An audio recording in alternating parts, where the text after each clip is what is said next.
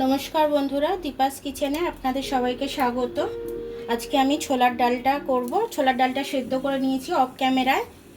ছোলার ডালটা আমি দেখিয়ে দিচ্ছি আমি প্রেসারে কীরকমভাবে আমি সেদ্ধ করেছি। দেখুন পুরোই ভালো মতো সেদ্ধ হয়ে গেছে। নুন আর হলুদ দিয়ে এটাকে আমি সিটি মেরে নিয়েছিলাম, 3টে মতো সিটি মেরে নিয়েছিলাম। তার আগে আমি 1 ঘন্টা ভিজিয়ে রেখেছিলাম ডালটাকে। এবার ডালটা কিভাবে সাতলাবো একটু দেখে নিন। শুকনো লঙ্কা দিয়ে দিলাম, দালচিনি একটু দিয়ে দিলাম, এই এলাচটা আমি দিয়ে দিলাম ফোড়নে। আমি একটু জিরে ফোড়নে দেব। এটা ভাজাটা হয়ে গেছে, এবার আমি এর মধ্যে টমেটোটা দিয়ে দেবো।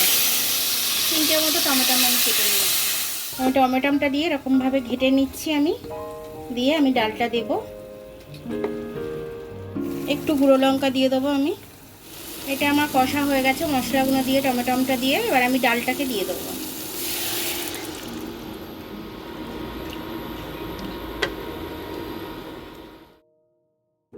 চিনিটা দিয়ে দিলাম, স্বাদ অনুযায়ী চিনিটা আমি দিয়ে দিলাম।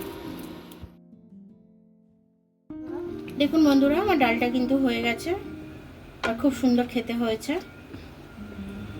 আমি একটু টেস্ট করে দেখলাম, নুন টুন সব কিছু একদম পারফেক্ট হয়েছে।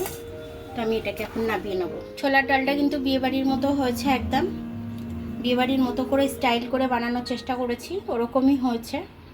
তো আপনারাও আমার রেসিপিটা ফলো করে এইভাবে করে নেবেন। খুব দারুণ হয়েছে এটা খেতে, লুচি দিয়ে পরোটা দিয়ে খেতে খুব ভালো লাগবে। আমি নারকোলটা দিইনি, আপনারা নারকোলটা দিয়ে দেবেন ভাজার সময় একটু, তাহলে আরও টেস্টি খেতে ভালো হবে। আমার ভিডিওটা দেখার জন্য অনেক অনেক ধন্যবাদ। আমার ভিডিওটা যদি আপনাদের পছন্দ হয় লাইক, সাবস্ক্রাইব, বেল আইকনটা একটু টিপে দেবেন। আর যদি ফেসবুক থেকে দেখেন লাইক আর ফলোটা একটু করে দেবেন। আবার কাল দেখা হবে নতুন রেসিপির সাথে। ততক্ষণ আপনারা ভালো থাকুন, আমি আসছি।